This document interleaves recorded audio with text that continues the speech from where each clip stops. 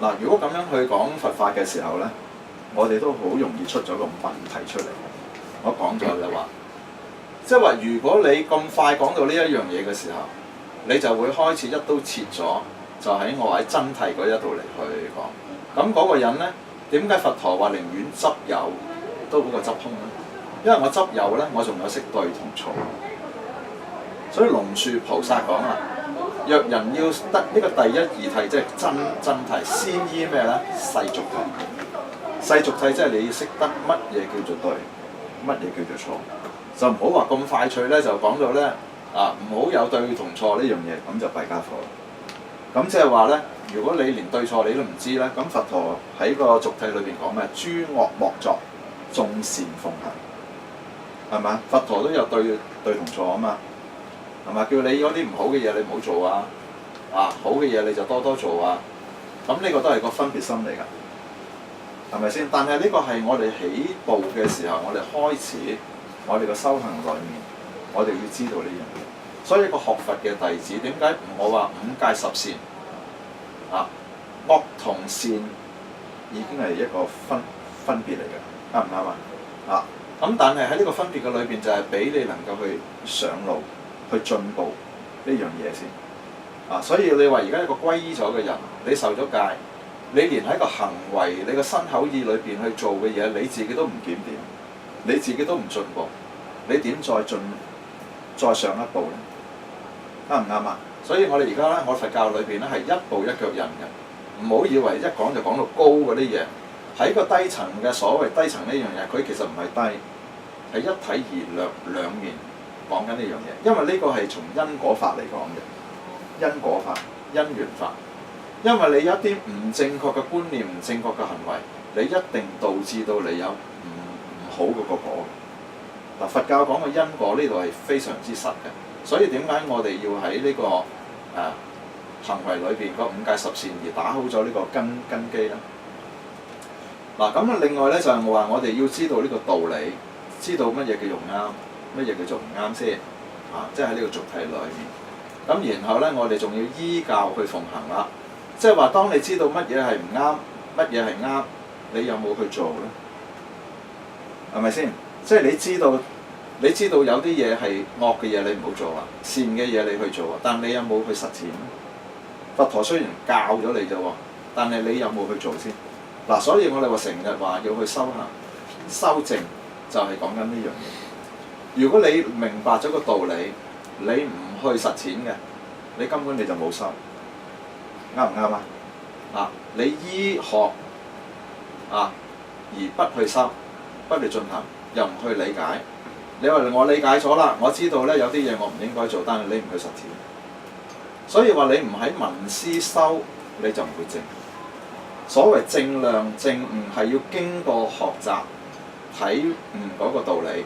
仲要去真係如實去實踐喺你嘅生活裏面，你先至能夠係得到叫正果啦。就係講緊呢樣嘢要記得咯喎，唔係話有啲嘢話定而居士就唔教修行淨講道理喎。我有講過，你唔修又唔關我事喎，係咪先？有啲又話我唔知點修喎，咁修行之前咪要學道理先咯。要明白個道理先啊嘛！你明白咗個道理，知道咩叫啱，咩叫錯啊嘛！咁但係你唔能夠淨係人哋話俾你聽啱同錯，你自己都要理解係咪真係啱，真係錯啊嘛！唔係人哋講俾你聽噶嘛，明唔明啊？即係等於我話俾你聽，你抌垃圾你係唔啱㗎，你整污糟嗰啲地方如果個個都係咁，你淨係人哋話俾你聽，而你就唔去抌垃圾嘅。咁但係問你點解要咁樣做咧？我又唔知㗎喎，淨係佢話叫我唔好咁做嘅啫。咁你只係執住咗嗰條戒，但係你唔係真正理解佢嗰條戒嘅精神啊！佢點解佢要咁樣做？兩個嗰個層次佢又唔同嘅。一個就係話佢叫我咁樣做，我就照佢咁樣做。另外一個咧就我係明白到佢點解教我咁樣做。我點解我要止惡修善？我明白呢樣嘢，但係另外一個就唔係嘅，我就唔明嘅，我淨係做嘅啫。明唔明白啊？咁你如果你淨係做嘅話，你冇辦法去到一個所謂體悟呢樣嘢。好啦，咁你能夠依教奉行嘅時候咧，就實踐啦。實踐即係話你個修，人哋話成日話你有冇正量啊？唔使人講嘅，唔係要人哋正，係你自己知，係咪先？即係你好簡單，我話止惡修善喺日常生活裏邊一啲惡嘅，譬如身體所做嘅嘢啦、傷害性嘅嘢啦、口講嘅嘢啦，或者心想起到嗰一念啦，你自己有冇咧？如果你自己真係唔能夠明理，你體會到嘅時候，喺實踐你冇理由就你唔知，除非你連道理你都唔明，你自己都唔體會咩叫對唔錯，咁叫你正咩？一定會，係嘛？如果你真係咁清楚殺人放火係唔啱，奸淫擄掠係就係唔啱，你亦都體會到呢樣嘢，佢個結果就係點？係咪先？咁你做唔做得到？你點會你唔知咧？係爭你想唔想走去做？係咪先？同埋你信唔信呢個嘅果報，就係講緊呢樣嘢，係咪啊？咁所以咧，有啲人咧就話學佛，即係點解我話點解你話喺個分別心嗰一度，我咪同大家講，唔好咁快講到就冇分別。佛教嘅層次就係由你喺呢個俗諦。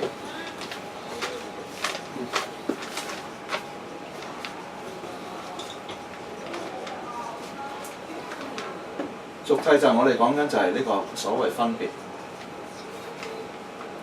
喺呢個分別嘅裏邊，我哋就係講我哋止惡修善。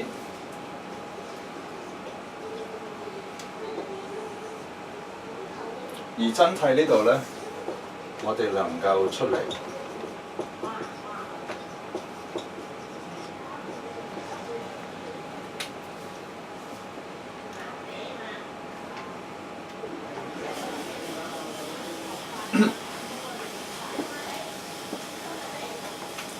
所以喺阿羅漢係嘛，佢要修嘅時候，佢就修呢個解脫道，就係呢個出離心。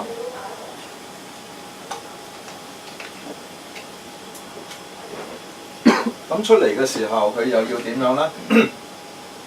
佢首先咧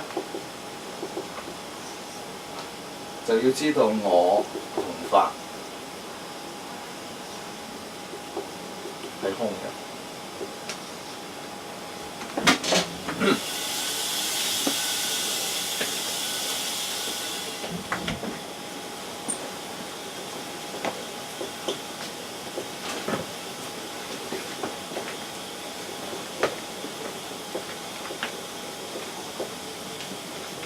喺世間裏邊，我剛才講咗喺世間法裏面咧，我哋要有一個執取嘅，係嘛？即係我哋剛才講話生老病死啊，我哋咧就要點啊？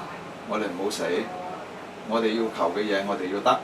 咁咧世間嘅所謂嗰啲快樂，全部喺我哋嘅慾望，就係個我不空。咁嘅時間，我哋喺個境，喺個相，認為係有所得，同埋有所執。嗱，咁呢啲我哋叫色法啦。就講緊呢樣嘢啦。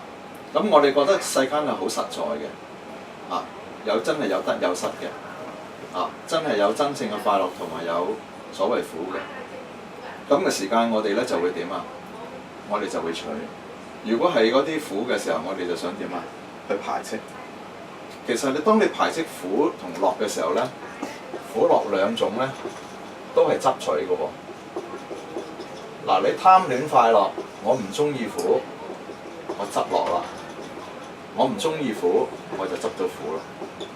因為你個心裏邊已經黏住咗嗰樣嘢，有個苦受啊、樂受啊，其實都係呢兩個執著執喺邊度？執喺個心。啱唔啱啊？你開心又喺個心嘅感受，苦又係執住喺個心個感受。所有個受就喺呢度嚟啫嘛。咁能夠生起咗個苦樂嘅感受就喺邊度啊？我哋嘅十二因緣就觸受愛取有，就係個境啦。因為個境，因為有，係咪？一切嘅嘢有得執嘅，真係我哋喺呢個世間裏邊所經歷嘅嘢，全部都係有執取嘅。咁嘅時間就弊啦，就我不空，就法不空。法即係我哋個相，呢個色法啊，包括咗我哋嘅五蘊，我哋要滿足我哋自己啊，我諗嘅嘢啊啱我嘅，我就認為咧就我哋快樂啦；唔啱我嘅嘢咧，我就苦啦。即係所以喺我哋嘅色聲香味觸裏邊，我哋眼經驗到嘅嘢啱唔啱睇，啱唔啱聽，啱唔啱口味，係嘛？啊咁我哋都會經驗啦喺個心裏邊咧嚟去執取嘅。啊咁而阿羅漢咧裏邊咧，即係我哋咧就係唔好停留喺呢啲嘅地方裏面，我哋就要出嚟啦。咁所以你話喺真諦裏面呢個真正能夠出嚟到咧，就係佢哋叫四果啦嘅阿羅漢。啊，真正能夠去破除到呢個我執嘅呢個時間，啊，咁我哋所謂成為阿羅漢，啊，就首先要識出嚟呢樣嘢，啊，咁而所謂大乘菩薩咧，就只係我哋咧就係講咧就慈悲，就行呢個慈悲喜捨嘅四無量心，就講呢樣嘢啦，啊。咁即係話，如果我哋喺世間裏面，我哋能夠出嚟呢個世間裏邊嘅呢個慾樂嘅執取、貪嗔痴嘅嘢，我哋就可以解脫啊！所以阿羅漢就修呢個叫解脫道。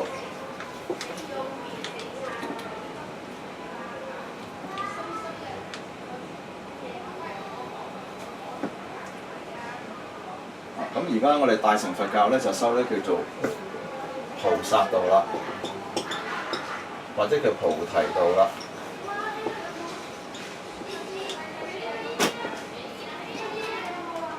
菩提道最主要嘅建立就喺慈悲，即係要救拔一切眾生嘅苦。咁啊有啲人咧就批評阿羅漢，即係會認為係小乘啦，認為佢哋咧就就佢哋不究竟啦咁，咁其實咧，即係亦都唔可以咁樣講嘅，即係因為咧就最主要咧喺呢個我哋唔能夠咁去批評一樣嘢咧，因為喺佢哋裏邊咧都有佢嘅論點，佢覺得咧就話，如果我哋喺呢個人啊喺呢個凡夫嘅時候，我哋能夠成聖，嗱呢個都係喺我哋個所謂六道啦，係咪啊？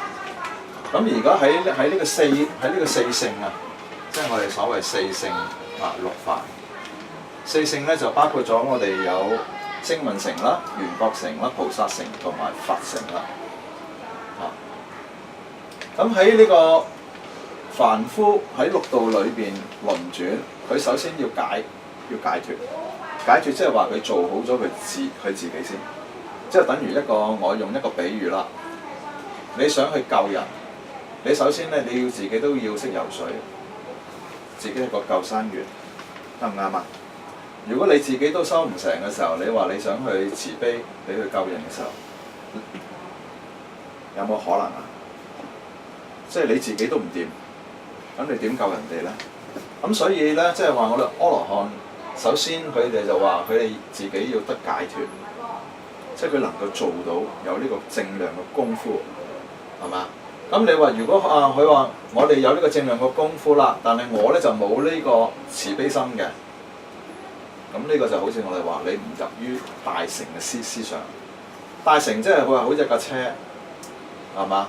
呢個慈悲就係無量嘅眾生，好似一架車，佢能夠接引所有嘅人，係大到咧係冇辦法去計算，因為佢以個心量嚟去計。即係話一個真正解脫嘅人，佢要有一個好大悲嘅心，能夠去救拔一切眾生嘅苦，有呢個目標，咁佢叫做菩提道，或者叫做菩薩道啦。如果我哋自己解脫我唔受呢個苦啦，但係我就冇諗住去弘法㗎喎，我冇諗住去幫眾生㗎喎，即係同佛陀一樣。如果佛陀佢唔去講經弘法㗎，咁佛陀佢點做法咧？明唔明白？即係所以我佛教點解能夠令到我哋去學習咧？就係佛陀佢能夠佢自己去解脫，佢能夠有一個方法去教導我哋，仲有佢有呢個慈悲嘅心，呢個好緊要，係嘛？就算佛陀正量咗，佢能夠解脫咗，但如果佛陀冇呢個慈悲嘅心，今日亦都就冇佛教，係嘛？我根本我都唔想同你哋講，係嘛？即係我有錢咪得咯，啊！但唔係喎，我有錢我唔貧窮啦，但係我能夠將啲錢點啊？去造福個社會裏邊嘅人，明唔明白？即係用一個咁簡單嘅比喻啊！嗱咁所以即係話我哋嘅四聖六凡就係講緊呢樣嘢啦，即係呢啲就係人道、畜生道、天道，但都喺個我執裏邊係不空嘅。啊咁而阿羅漢佢哋咧就睇到呢個世間裏邊不受後有，就係講緊呢樣嘢。啊所作已罷，即係我唔會再做呢啲咁所謂業啦。啊即係貪嗔痴啊、名聞利養啊，所有嘅嘢我都唔再追逐呢樣嘢。咁但係而家我哋喺凡夫嘅階段嘅人咧，仍然都貪戀呢個世界，追逐住呢個色聲香味觸嘅世界。因為點解咧？因為我哋仍然都不空嘅，未出嚟到。咁我哋個心會點啊？我哋自然就會攞啊。所以我世間法就係我哋要去攞啊，執取啊。輪迴喺邊度嚟咧？輪迴個苦就係我哋去執取住嗰樣嘢。所以輪迴咧唔係話我哋我講過啦，唔係話啊一定係我死咗之後，我前世、今世我死咗去後世，呢個叫輪迴。輪迴其實就喺我哋而家當下呢一念，係嘛？前念、當下呢一念，同埋我哋嘅後念，係嘛？前邊嗰念就成為一個習氣啦，習慣咗啦，喺而家儲存咗啦。跟住我哋當下呢念又再生起，生起咗之後再延續喺下一念。嗱呢個就輪迴。所以我哋如果喺嗰個輪迴嗰個無明唔解決嘅話咧，我仍然喺呢個世間呢個俗體咧，仍然都會執嘅，都出離唔到呢樣嘢嘅。所以喺阿羅漢咧，佢能夠睇通到呢樣嘢。啊，嗰三法人諸行無常，諸法無我，所以五蘊非我啦。啊，無我論啦，觀無我啦，我法已空啦，就係呢樣嘢。啊，咁同埋咧就能夠生起到呢個大慈悲去救拔呢個眾生。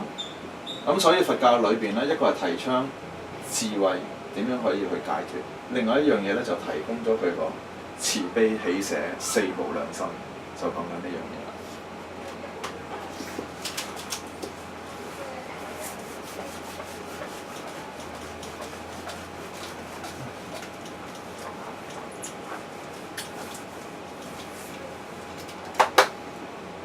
好啦。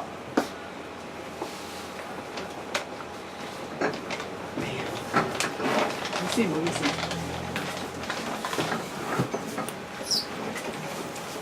啱啱好啦，講止觀啦。止觀，咁之前講咩？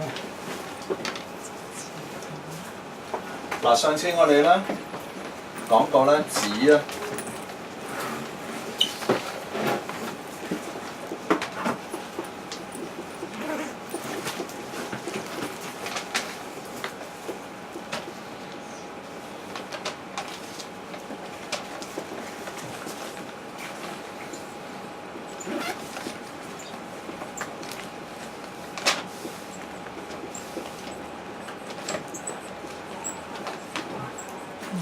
坐好眼瞓喎，唔着得多又唔得，風好勁。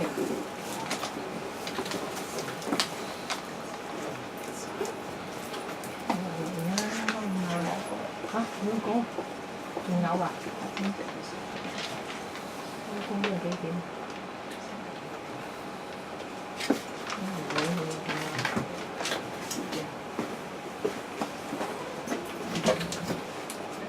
咁我哋上次咧講咧就係、如果我哋講喺個修行篇裏邊咧，點解呢個止觀咧係咁重要？啊，咁止同觀咧，其實都係我哋喺嗰個佛教裏邊咧，都係嗰個心性上邊嘅修行嚟嘅。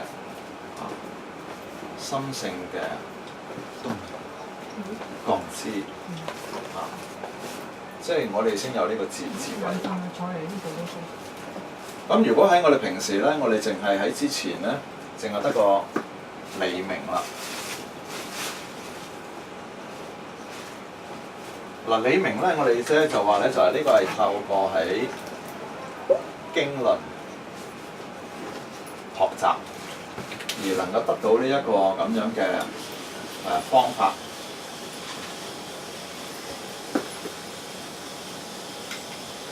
咁我哋能夠去止嘅時候咧，呢個功夫咧，我哋話係心性上面嘅功夫嚟㗎。咁我哋而家咧就平時我哋個心咧就喺咗一種叫做妄念。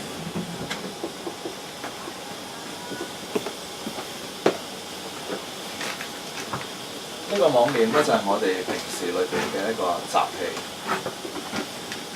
習慣咗嘅，即係我哋好容易有嘅。咁我哋平時話修行，我哋點樣去修咧？就係我哋而家就對住個心嘅，呢個就係我一個道理裏邊去明白。咁你能夠去首先咧去止息你自己嗰個妄念嘅時候咧，我哋首先咧就喺佛教裏邊咧透過咧最基本我講過啦，有靜坐啦，透過有打坐啦，同埋有念佛，當然仲可以有其他嘅方法，但係最基本咧就係呢樣嘢。咁所以無論以前喺原始佛教裏邊咧，阿姜查佢哋咧都有去打坐嘅。打坐呢樣嘢咧就幫助我哋咧，首先咧就收攝我哋嗰個心，即係能夠冇咁波動先。嗱咁咧就有啲同學咧就話咧，佢又冇靜坐喎。咁我哋可唔可以去練咧？咁啊，即係好似譬如阿梁太咁啊，我諗你又冇啲坐墊㗎係嘛？冇嘅 ，OK。嗱，咁我哋點樣可以去練呢個止咧？大家講咯喎。六祖大師就話俾我哋聽，呢個止咧能夠止個心咧，唔係淨係坐喺度先可以練嘅，唔係淨係念佛先可以練嘅。但呢兩種都係一個幫助。我哋叫做一種叫助緣。助緣嘅咩咧？工具嚟㗎。工具，即係一種方法。我哋想能夠止嘅時候，我哋首先要有啲工具、有方法去幫我。咁喺個心裏邊嚟做功夫嘅。咁我哋平時裏邊咧，可以喺個心裏邊去練習咧，就係話，當你明咗個道理啦，即係你知道邊啲係啱，邊啲係唔啱先啦。咁然喺個心裏邊有個習氣㗎嘛，即係我哋個心成日都會起咗一啲我哋習慣咗嘅妄念嚟㗎。咁呢個咧係能夠令到我哋輪迴啦，拖垮我哋咧就係呢樣嘢。呢個係個舊習嚟嘅。咁而家咧，我哋開始咧明白咗個道理，我哋要多啲喺個道理裏邊咧去學習。咁如果呢個道理係清晰嘅時候咧，係幫助我哋咧能夠喺個止嘅裏邊嘅時候咧係冇咁波動啦。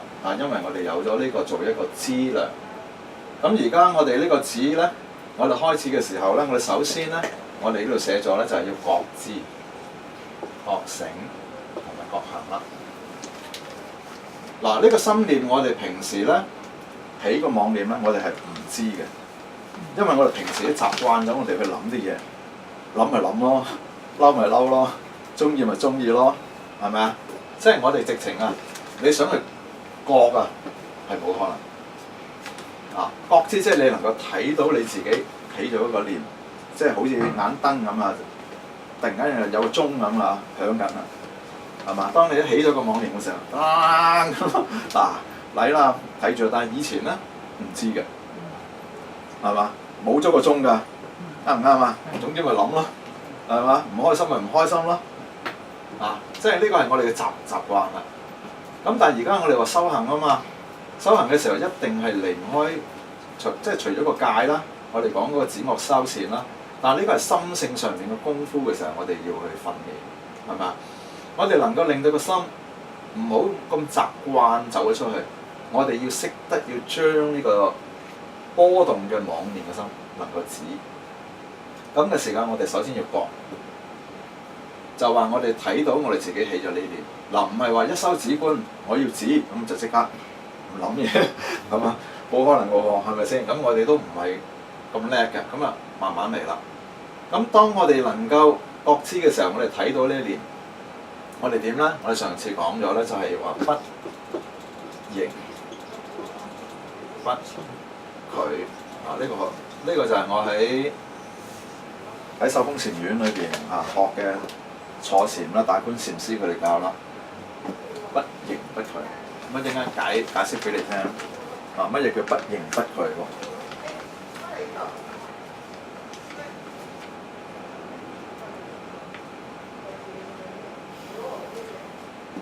嗱，我哋起咗個妄念嘅時間，我哋首先要覺嗱，我哋有句説話啦，就不怕妄起啦，只怕覺遲啦，係咪？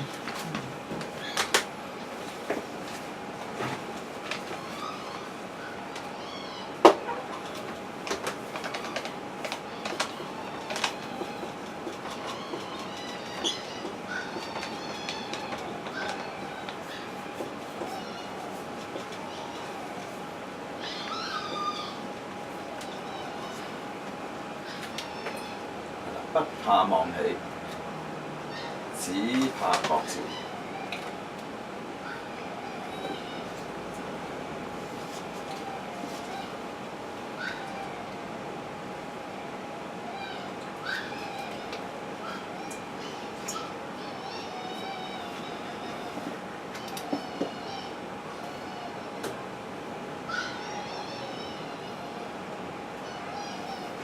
嗱，當我哋咧，即係喺呢個心性裏邊去練習嘅時候，我哋首先我哋咧妄念係有咧，就係我哋舊有嘅習氣嚟嘅。Sunny，呢度有位，係呢度有位，呢度位。冇事啊。阿關生有位。好，唔該。咁佢話：我哋喺呢個心性嘅妄念起嘅時候咧，我哋首先咧要睇到㗎啦，即係要覺知到我哋嘅妄念起。咁我哋妄念起嘅時候，我哋點咧？我哋就話啦，不怕妄起，即係佢起咗係舊有，但係只怕覺遲。覺遲即係話你要覺知睇到你個妄念起咗，即係要有嗰個鐘啊，個警鐘啊，一起咗個妄念，嗱又嚟啦，以往同你玩六道咧，輪迴就係呢一念啦，好緊要咯喎。咁如果你自己唔覺嘅時候咧，你就點啊？跟住佢玩啦，隨住個妄念去流蕩啊，同佢一齊玩啊，明唔明啊？我哋以往就係咁樣啦，而家學咗佛啦，學咗佛我哋喺個心性裏邊要做功夫，我哋要覺知到我哋自己知道嗰個妄念起咗嘅時候，我哋點樣？我哋不迎不拒，即係迎嘅意思，即係話佢嚟嘅時候咧，我跟埋佢去玩。譬如我而家我好憎嗰個人嘅，我就追住個念一路諗佢點樣衰，點樣嗱，我哋就迎啦。佢咧就話我哋好煩啊，又起呢一念啊，咁你就想有一個壓制佢嘅心。嗱，如果當有個心咁樣去壓制嘅時候，壓念嘅時候咧，唔係正確嘅。你唔需要理佢。所以不迎不拒就話，我哋唔需要同佢去一齊玩，追逐佢，但係我哋亦都唔需要有一個壓迫感，唔去諗佢，夾硬要俾自己。只要你唔理佢，你唔理佢嘅時候咧，你唔同佢玩嘅時候咧，慢慢咧就等於我話好似嗰支水啊！我想同你講，嗰支水，當你佢有啲渣仔，個妄念起嘅時候，真係搞到烏煙瘴氣，係嘛？咁你睇落去嘅時候咧，你個心所睇嘅嘢你唔清晰。但係當你唔搞嘅時候咧，慢慢啦，佢就點啊？一路嗰啲雜質咧沉澱，沉到落個底啦。咁嘅時間，你個心咧就好 clear mind，即係個清明心。當你能夠止嘅時候咧，你就係一個好清明去睇嘅嘢。但係當你搞嘅時候咧，你個心咧你睇唔到嘅。即係你個心咧，當你個心你唔靜嘅時候咧，即係你唔止嘅時候咧，你根本你想叫你去諗一啲嘢係非常之難。嗱，咁所以我哋個心咧，以往咧係好波動嘅。而家呢個止就係指我哋嘅妄念。嗱，學佛咧，首先個心性咧就係止息我哋嗰個妄念，即係唔好再俾佢。因為點解咧？呢個妄念咧，佢係一個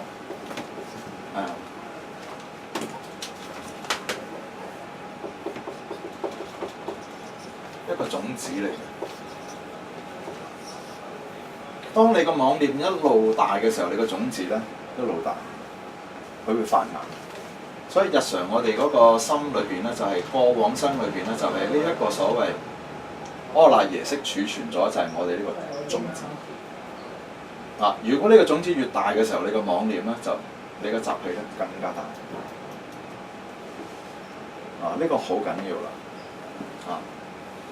所以我哋而家咧去學佛咧，我哋首先咧就係要將我哋呢個妄念嘅種子咧能夠點啊？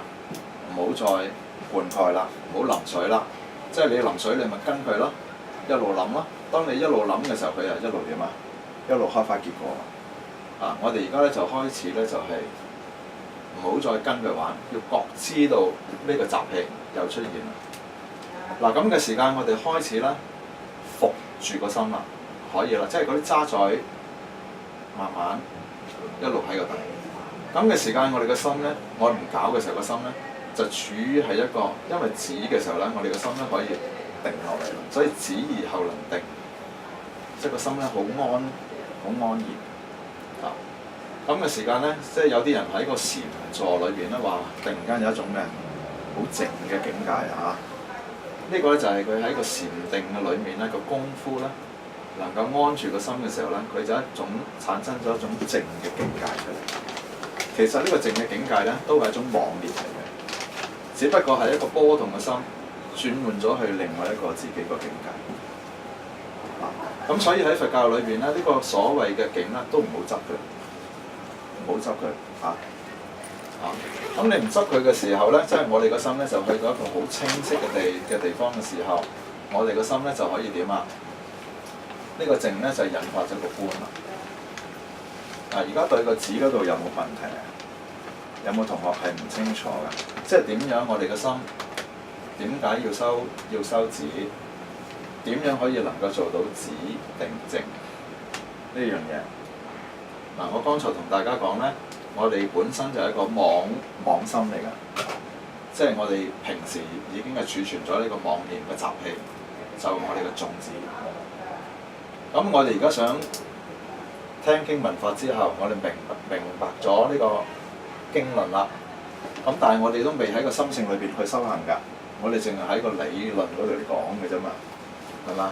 但係我哋個心性嘅修行嘅時候，我哋個心性就係積存咗一啲咁樣嘅舊有嘅種子，就係我哋個概念，我哋嘅習慣。呢個習慣咧就係一種心識嚟嘅。咁呢個心識咧，佢未曾可以點啊？去 delete 佢嘅，知唔知啊？好似個電腦裏儲晒嗰啲程式入去㗎。你一撳佢就出嚟㗎啦。明啊？點樣令到你個妄念出嚟啊？陳彥發，你知唔知點樣可以令到你個妄念出嚟？喺日常生活，阿 Tom 見到啲出邊啲人啊事啊，嗰個就境啦嘛，係嘛？你遇到個境嘅時候，你嘅嘢點啊？就出嚟㗎啦嘛，啱唔啱啊？即係你話齋，我見到個女仔，如果你見到個女仔，你個淫念嘅，你嗰個習氣點啊？即刻嗰個程式就出嚟㗎嘛，係你個心，即係你個心念嚟㗎嘛。如果你貪念嘅，你見到啲嘢，你個心又點啊？即刻嗰啲程式就出嚟啦，想攞啦，啱唔啱啊？所以人咧就係你嗰個，即係所謂輪迴嗰樣嘢，就最主要佛陀就係話你個無明就係講嗰個妄念嚟㗎，即係你唔清晰一啲嘢，你起咗一啲你唔清楚一啲嘢，你就自然咧製造咗一種錯誤嘅諗法，我哋叫做妄念，虛妄不實嘅。咁但係呢個虛妄不實嘅念頭就形成咗你個習氣啊嘛。呢個習氣就因為儲存咗你個第八識嗰個種子啊，藏咗喺個阿賴耶識。咁你一定會遇境就逢緣啦，即係你個心咧就會從境咧就顯出嚟啦。所以我話你個習氣咧，平時隱伏住可能你